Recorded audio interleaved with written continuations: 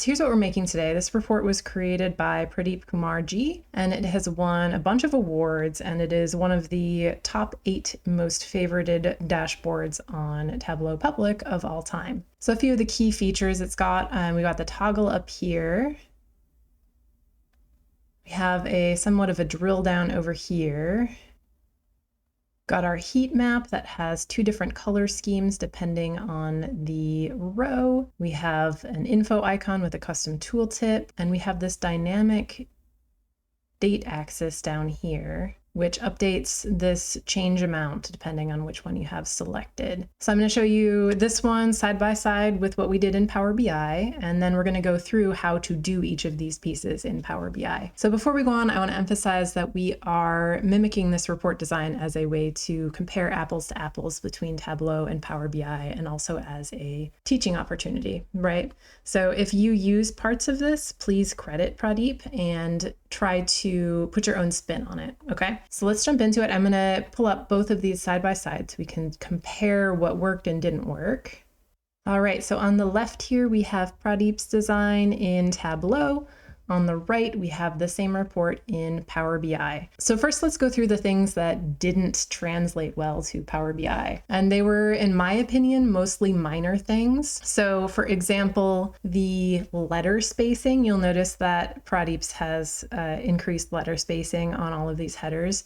This is not something that really works in Power BI. Notably, you can insert spaces between the letters. However, if you put more than one space next to itself, like to separate words, it removes those. So your words will run together. So I did away with the extra spacing. Also, there's no small multiples yet on pie charts and donut charts. So when we do this sort of thing, these are all individual pie charts, which is kind of a pain, but it's fine. We're not supposed to use pie charts in best practice design anyways, so I'm gonna let that one slide. I did manage to get the dynamic axis in here. So you'll notice as I click on this, it changes from quarter to year, month. The weeks get a bit dicey, and I'll explain why when we are going through these visual by visual later. There's something up with the spacing between these bars. I don't know what's going on here, but I could not get the bar spacing to be even between these. I've never seen it do this before, so it's probably something that I did, but I played around with the bar spacing and the minimum width and all of that, and it's never consistent in this bar chart. And then over here, you'll notice that I am not using a bullet chart where they have one. That's because there's no bullet chart in the core visuals. You would have to use a custom visual for that. And I did get the toggle in here. So Power BI is able to do toggles. It's a little bit fiddly, but it can do it. And for the drill, they have it as a toggle here. I feel like having the drill down as a toggle doesn't make any sense, so I just use Power BI's built-in drill, so you can just use the icon to go down a level and up a level the same way that this one does. And also the table over here that has the individual lines, I could not get the formatting for these individual lines to function like that. Power BI doesn't really let you do a lot with formatting individual lines on a row in a table. So that's not a huge deal for me. I feel like this isn't something that anybody would really run into in normal use, but it is a little bit of a difference. Other things to point out, the vertical text in Power BI is trickier than it looks, and this heat map took some doing, so I'll go through how to do that. So what I did for this was I downloaded Pradeep's report. You can actually just get it from, I put this link in the video description, by the way. You can download it with this little icon here to look at it in Tableau Desktop, and one of the options in Tableau Desktop is to export the data source. So I exported the data, imported it in Power BI, and then tried to recreate this. Something that most people don't realize about fancy looking reports is that the vast majority of them use the exact same technique, and that is inserting an image as the background for the report. So if I duplicate this page and remove all the visuals, you can see what's left. And this is how Tableau did it too, so this isn't weird in any way. So here's the framework behind the report. At the end of the day, this is a very simple background to recreate. It takes about 10 minutes if you're passingly familiar with Figma. I'm using the free version here. I have linked my 2 other Figma tutorials in the video description. One is for the basics and one is for the glass effect. What we have going on here is a gray background with 4 oval shapes that have a color gradient applied to them, a large semi-transparent rectangle on top of that with a background blur effect and a drop shadow effect applied, and then some white rectangles that have gray line shapes that will divide the visuals. So once we have our background, we export it from Figma, import it in Power BI, and under the canvas settings, we set the image for the background and set the fit to fit instead of normal. It'll default to normal, which you don't want, and make sure that your transparency is all the way off. I also like to go to the view settings, page view, and set to fit to width, which will help it scale with the different window sizes.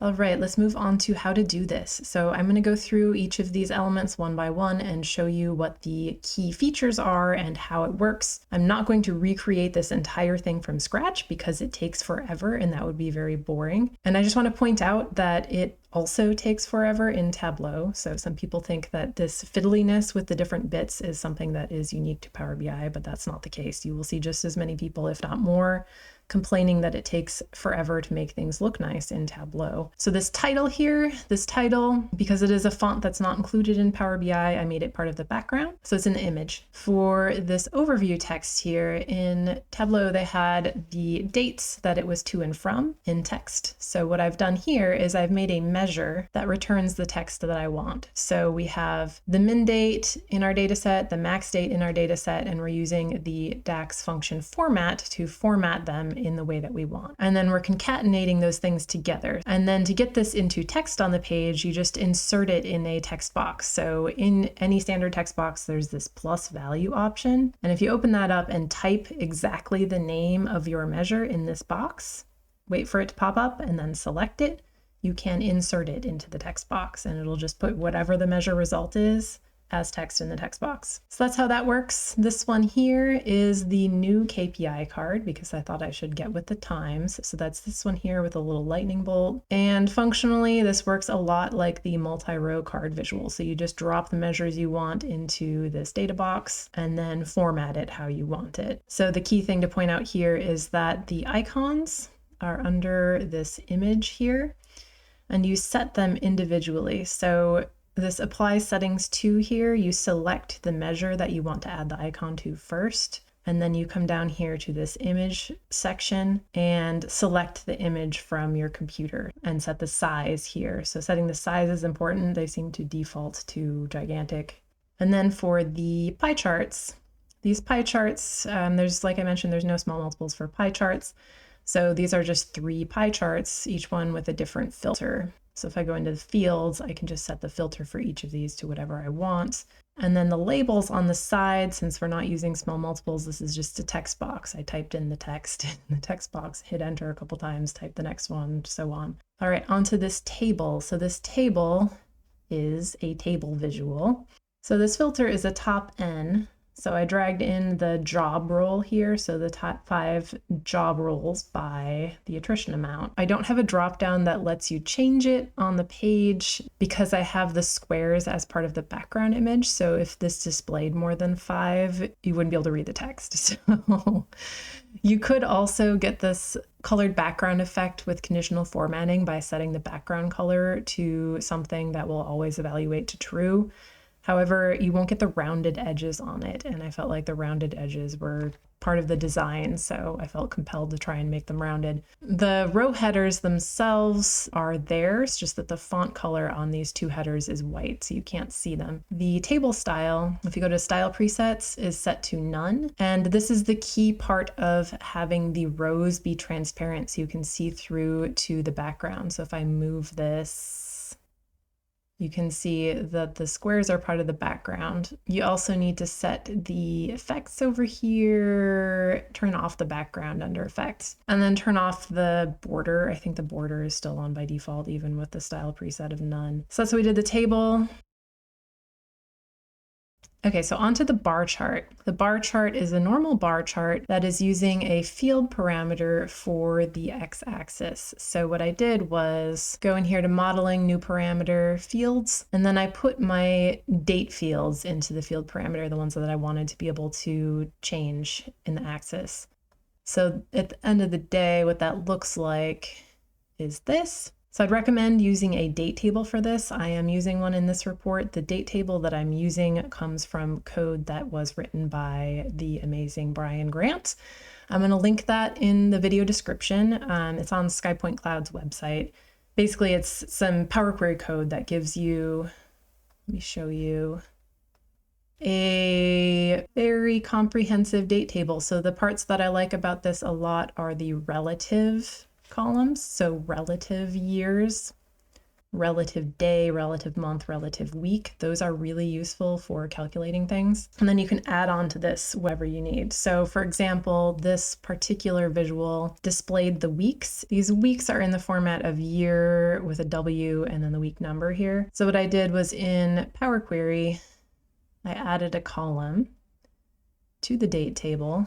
That is just a custom column. So I went to add column, custom column, and then the formula is taking the year column, we're making that into text because it won't let you concatenate numbers in text. We're doing an and to concatenate with a W, and then we're doing the same thing with the week of year, which is one of the columns on this date table. So we're doing number to text, week of year, and that results in the week column that looks like this. And what you need to do to make this work properly is you need to sort it. So you need to set a custom sort. And what you can do is just use this week start date to sort by. So if you go into here and go look at year and week. So this column, this is a text column. It's not going to sort properly unless you set the sort on it. So change the sort by column to either relative week or start of week, something that is week related and a number, and that'll get your axis sorting properly. So this is a slicer that is formatted as tiles. So in slicer settings, just set it to tile. This is as small as I could get it. It doesn't get any smaller than this. And then I just renamed the parameters to single letters. So if you go in and look at the parameter here, when I first created this, this was using my date column names, right? And I just edited these values to be single letters so that they would show up that way in the slicer. So we got our slicer. What you do is you drag the field parameter to the x-axis, and then that will make it dynamic. And as long as all of your date fields are set to sort properly, it should automatically sort them properly in your visual. So the other thing about the weeks is that because this is a text field, it is formatting this as a categorical axis, meaning you have one value for every single one of these weeks. Whereas when you're using a continuous axis, which you normally get with any kind of date or month field, it'll give you values for just like, you know, every few so that it doesn't overwhelm you with the gigantic number of values on the axis. This works for month because you can actually use the start of month. So what I did here was there's a month start date column. So this is the one that I'm using in that parameter, and I have it set to be formatted like this, like a month. So you don't actually see the start of the month there, you see the full month name. So that lets it be continuous. For weeks, you don't have that option in the settings. All right, so for the value up here, this one that is changing by what I am selecting in the slicer, this was honestly the thing that took the longest out of all of this. This measure looks complicated. It's actually not that bad. So we're using variables here to try and make this a little bit more readable. Basically, we're just getting the latest week and the prior week number. So these are the relative week numbers from our date table. We're using whatever the latest data in our data table is to get these because this data is from 2022. So if I were to use last week, which is usually the week relative number -1, that wouldn't work because this data is stale. We don't actually want the latest week. We want the latest week according to this data set, which is old. So we get those two values and then we calculate the attrition using those here and here.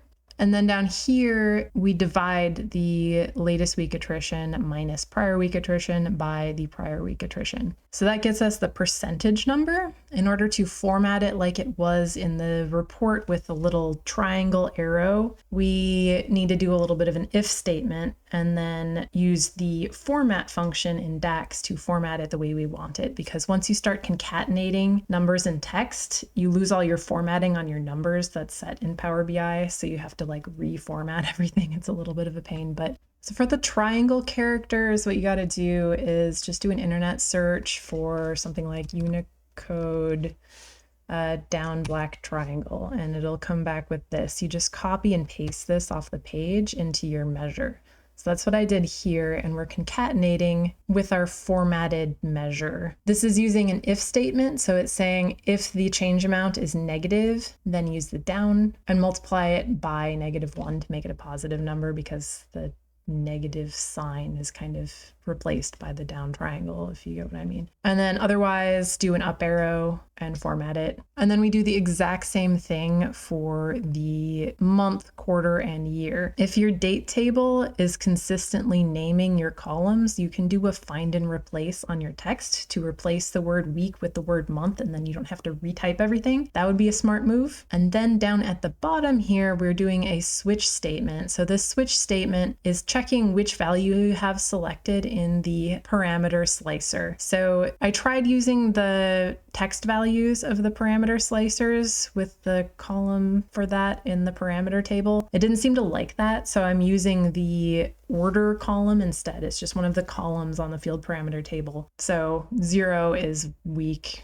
1 is month. So whichever one of these is the selected value, then use the associated calculation from our variables up here. So that's the measure that is returning this value here, and it will change depending on what we have selected over here. On to the next one, which is these pie charts. The tricky thing about these is this vertical text. Text boxes are not something you can currently rotate in Power BI. So what you have to do, this doesn't take long, but it's tricky. So what you do is you make a shape, and shapes have text you can put on them in the settings. So the style here, one of the options is text. So you turn text on, put in some text, and then you just go to the rotation up here and you rotate it. So you can rotate it to whatever angle you want. And then just set the background color to match whatever your background is. So that's how we did the labels. The age groups. So the Tableau report had a bullet chart here. There's no bullet chart in the core visuals in Power BI. My guess is that it'll happen eventually. There's a lot of work going on in the core visuals right now. Education over here is just a normal bar chart. The only thing I did with this that I don't normally do on these things is change the color on the data labels. So the data labels you can set for specific series, different colors. That's all I did there. I've also got the drill down going on. So I've got the education column, and the education fields is underneath that, so that when you drill down, you get the same effect as the toggle on the Tableau report. I kind of like this one better because it's a little bit more functional, so you can use the hierarchy on it if you want to. Obviously, you need to make this bigger to actually read it, but that's how that works. And then we've got cross filtering on all of these things too. There's a text box that points it out in the Tableau report. This happens by default in Power BI, so I didn't have to do anything to get this functionality. So that's nice. This attrition toggle. So this one is funny. So Bas, who has a channel on YouTube called How to Power BI, I used his tutorial on how to do this, so I'm going to link that in the video description. I'm not going to go through exactly how to do it because he's already done it, but what this essentially is it's a bookmark navigator that's got rounded corners that is set to allow deselection on, and that basically gets you this behavior. It's using bookmarks. It's a little bit fiddly, but it honestly only took 5 minutes, so I can't complain. And then I want to mention real quickly this retention and attrition up here. So I noticed when I was clicking on this thing in Tableau that it didn't do anything. It didn't actually filter anything. So I think these are just images. So I just put mine as an image. Moving on to the tooltip. So this tooltip, this is a custom tooltip. This one is super tricky. It's not difficult, it's just tricky. The info icons that you can insert under buttons here, These things let you do actions. They let you do tooltips, but they do not let you do custom tooltips. So this is not actually using the tooltip setting of the icon. What it is doing is it's using a visual that has the custom tooltip report page turned on. That visual is set to transparent and then placed on top of the icon. So this is a card visual. The card visual has the background turned off, and it's got, for the measure, just a space in between quotes. The space is important because you don't want it to actually return blank. If it returns blank, it's going to say blank. And then just drop that in the card, turn off the title, turn off all of these labels and things. Call out value, I guess you can leave on because it's just a space, it doesn't matter. And then you probably also want to turn off, looks like I forgot to turn off the header icons, but you want the header icons off so that the icons don't show up when you're trying to hover on it. And then select for the tooltips your report page. So I have a report page set up for this. So this one here, it's a hidden page and it has one chart on it that's kind of boring. There's like a kind of a legend here. That's how that was done. And then if we come back here, this technique, by the way, I got from Pears YouTube channel. So I'm going to link that in the video description so you can watch her full video if you want to. It's a very cool technique. The visual here, this heat map, is a matrix visual. It's the core matrix visual. And in order to get this in the way that I have it, I had to unpivot the data that we were using. So if I go into the query editor, this is the data table we're working with. What I did was I duplicated that, and if I come back here, so we're starting with this, did a remove other columns. So I took all of the survey columns, kept those, and I kept the retention label because we use that in the matrix, and then I kept the employee number as a way to relate it back to the attrition table. And then I did an unpivot others, which I think was just these ones, and then right click unpivot other. And what that does is it drops the column header into a column called attribute, and then the value into a value column. And then we can rename those to the type and the score and use those in the matrix. So in our matrix, we've got this column here is actually the survey type column we were just looking at. I renamed it to score so that the title would show like the Tableau report was showing, like the double arrows like that. The rows under that are going to be the attrition or retention label. The Tableau report hides these, so it's just got the 2 heat map rows. I found that honestly confusing. Like, I wasn't sure why there were 2 rows when I was looking at the Tableau report, so I left these in so you can tell more what's going on in here. And I think this would probably be one of those things that would be a pain to hide too, now that I'm thinking about it. So 2 reasons to leave it in. And then for the columns, we dropped the score column that we unpivoted into the column well here. And for the values, what it's counting is the number of employees, so I just dropped that for the values. And then we're conditionally formatting on these values. So for the conditional formatting, I'm using a measure to do the conditional formatting. That way we can control and set different colors, whether it is attrition or retention, for the different color scales. So if I go to my measures, it's this one. So we're calculating the count of employees here. I'm using the employee number on the survey table. And then I'm trying to get the value for the attrition or retention label. So is it attrition or is it retention? That's a text value in a column on the table.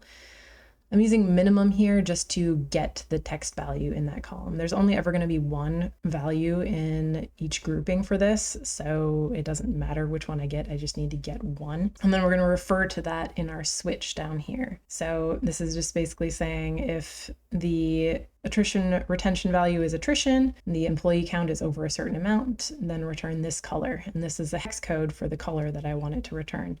And I did the same thing for all of these using different thresholds all the way down the line. And then we use that in the values conditional formatting for the background color. So all you do is set it to field value and then select your measure here that you want it to use for the color values. And then when you do that, this dark gray font didn't show up on this particular dark gray box. So I had to set another conditional formatting rule that checks the same value, and if it's over a certain amount, whatever amount was used for the dark gray color, then it sets the font to white. The font color here, if it's greater than 386 and less than some gigantic number, because it makes you set something here, then it's white. So it just makes the text show up better. All right, last visual. So this one is a very standard slicer. I've got the select all turned on. So the style is drop down. The selection, it's got select all on. I always turn off this multi-select with control because I feel like nobody knows to hold down control if they want to select multiple, so I just always turn it off. And then same thing for the attrition date. This table is tricksy, so it's a standard table visual. The Tableau example didn't have any headers on these columns, so what I did is I set the header color font to white. And for the preset, I have it set to none, and I turned off all of the borders and whatnot. I think I left the row grid on. Yeah, so I've got the row grid on, it's light gray. And then the padding is increased a bit too. So padding to 4. So the tricky part about this table is getting these values onto their own lines.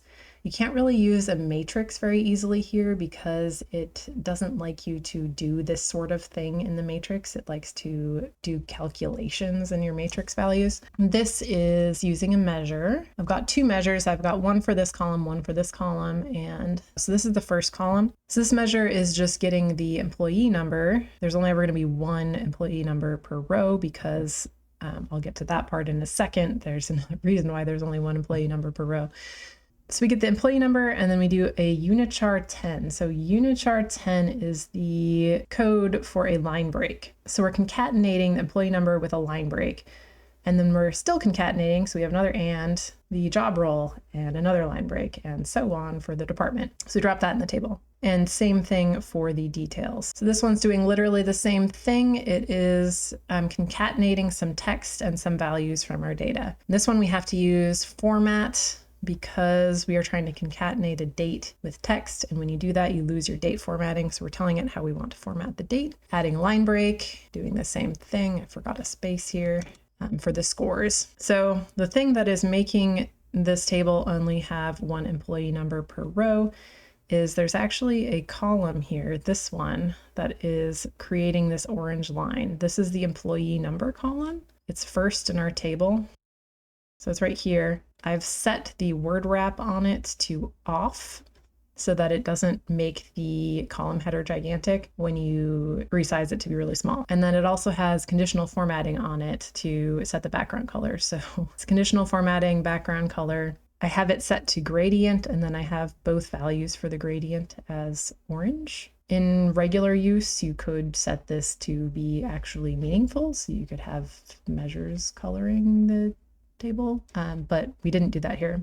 Right, the average line. So I had an average line across this visual originally, and I think I lost it when I was troubleshooting, trying to figure out why my bar spacing was not quite right, which appears to still be the case. Let me add it back in. So the average line is under chart looking icon up here, and then we just go in and under average line, we can click on add a line, and then for our line, set it to dotted and turn on the data label. And we want to rename this to that. And then for the style, you can do both. So it'll show both the name and the value. And then I think it was positioned on the right. Notably, you can't set the thickness of this line, and the default is a little bit thicker than I think I'd like it to be. So hopefully we get more control over the average, constant, min, max lines in the future. All right, so that's how this was put together. I'm gonna drop a link to the PBIX in the video description. Have a great day. Thanks for watching.